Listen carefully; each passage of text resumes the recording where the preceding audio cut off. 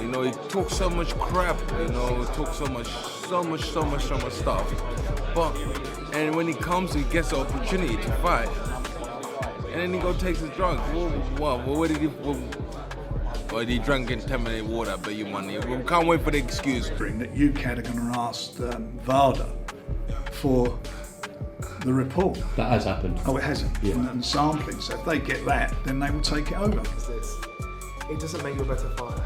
I boxed 3 judges, beat 2 of them, drew with 1 of them. It doesn't make you a better fighter. So you take your gear for whatever reason. It doesn't make you technically better. It doesn't make you throw a better jab. It's just been a complete nightmare. It's been, as I say, been badly handled, and it's not done boxing or anyone else involved in any favours. I mean, no favours at all. It's just ridiculous. Like every boxer on the card will be tested, and I'm sure they're going to test him a bit more because that would be the natural reaction. I'm sure of that, and he knows that better than anybody.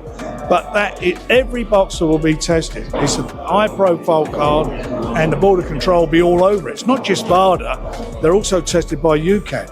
Any fighter that has knowingly cheated in a sport of boxing should never be allowed to fight again. And I do not believe that he's one. Hit Adrian, not to Mike Tony. God forbid if that happened. And this guy's on gear, he's found out at the end. What I'm saying is that they now need to talk about legal action outside of boxing. Say if you take this, you are legally going to be prosecuted because you could kill someone. Bad beef, or there's going to be tea, or it's going to be them burritos that's been eating in Mexico. Fucking mug. Perfect reason why it's a tiny molecule, the tiny trace that's been left. That's why it got contaminated. One sample was tested positive, and then kind of cheated. I don't know, because we only know the facts are failed to the process.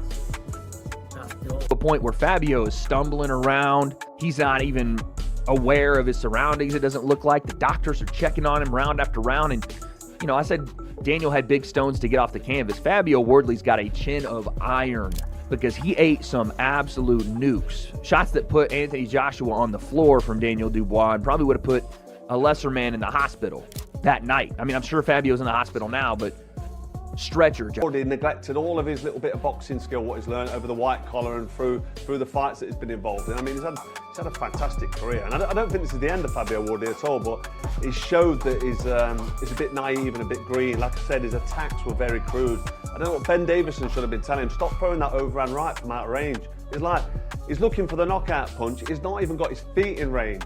So Daniel fighting a world champion, a legitimate world champion for a title, and beating a world champion who's already a world champion. And Fabio Wardley hasn't beat a current world champion to be the champion, has he? Josie Park. Daniel Dubois just failed a drug test, and the timing couldn't be worse. This isn't some random B-side fighter getting caught.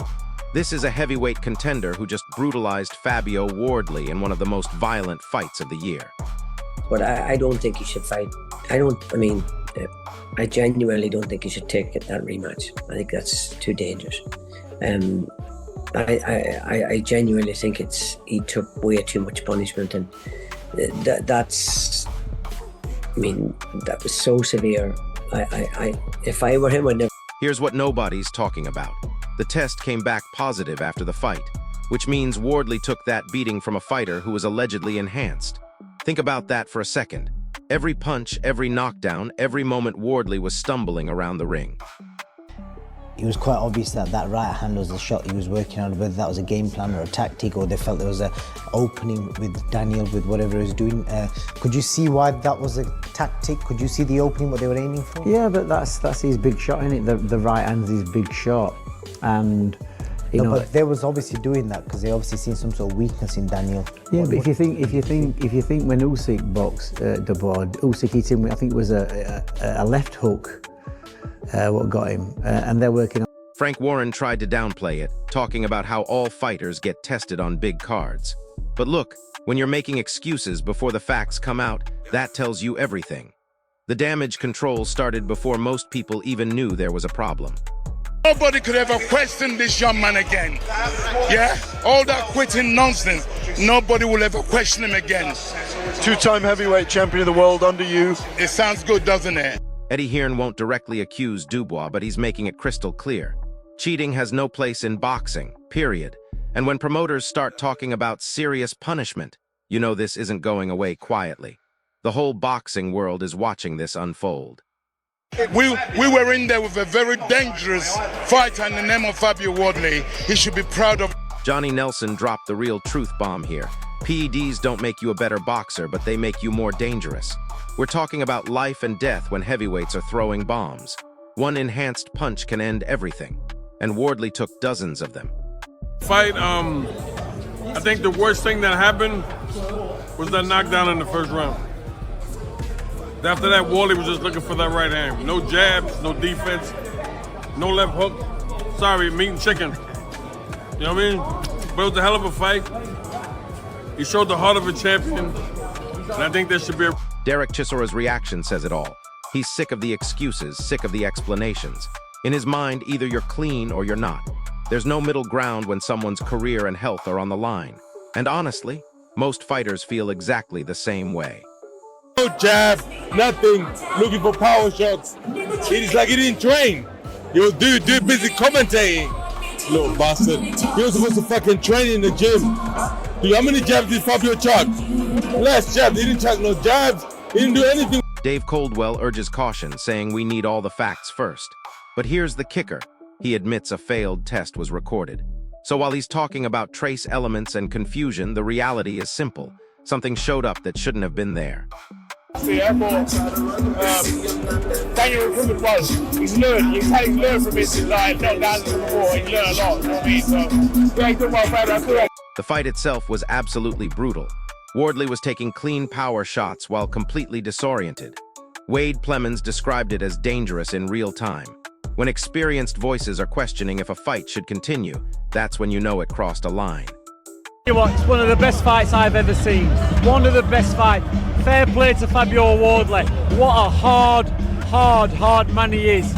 He didn't want to quit. His corner didn't pull him out. And Daniel Dubois kept his composure. He kept his composure, stuck to the plan. He started to get a bit tired himself. He realised that Wardley has still got something in the tank. He kept pulling it out of the bag. He looked dead on his feet. But Carl Froch broke down Wardley's performance, and it wasn't pretty. Abandoned fundamentals, relied on power shots, got exposed by a more composed opponent. But now we're asking, was Dubois really more composed, or was he just enhanced? That changes everything about this analysis. Demons when he got dropped. I think he started to think, oh, demons when he started to think his things weren't working. But you know what was giving Daniel confidence? He kept landing a jab. Every time Wardley threw a right hand, Dubois would stick a jab and it would touch his target. That day was giving Dubois hope that, okay, then I can stand in front of my target and I can land with a jab. And he knew he was softening up Wardley with a jab as the rounds went on. Multiple experts are now questioning if Wardley should even take a rematch. Barry McGuigan thinks the punishment was beyond normal limits. When Hall of Fame voices are telling a fighter to walk away, that's not just concern, that's fear for his long-term health. I've never seen a heavyweight fight that captivating, that entertaining, round after round, backwards and forwards. The heart on these guys, the balls, the bravery. That's what you want to pay, that's what you want to... We hope every time we tune in for a heavyweight championship, you're getting that type of energy. They both gave everything they had. I could watch that. Dubois himself admits he wasn't settled early, felt nervy after his previous loss. But he found a way to take control and push through. The question everyone's asking now, was that mental toughness or chemical assistance? Because there's a massive difference between the two. Warrior he is, and came through that test, you know, coming off the back of a loss. I was a bit nervy to start off with and a bit all over the place, but I pulled it together and got the victory. So here's where we stand. One of the most praised heavyweight fights of the year is now under a cloud of suspicion. Wardley took life-threatening punishment from a potentially enhanced opponent, and the boxing world is demanding answers that haven't come yet. What do you think? Does this change how we view the entire fight? Drop your thoughts below, smash that like button if this breakdown opened your eyes, and subscribe because this story is far from over. It wasn't the most skilled heavyweight fight I've ever seen, but it was just what the fans wanted to see. The fans wanted that, you know what I mean? That was blood and guts, but God knows the bar.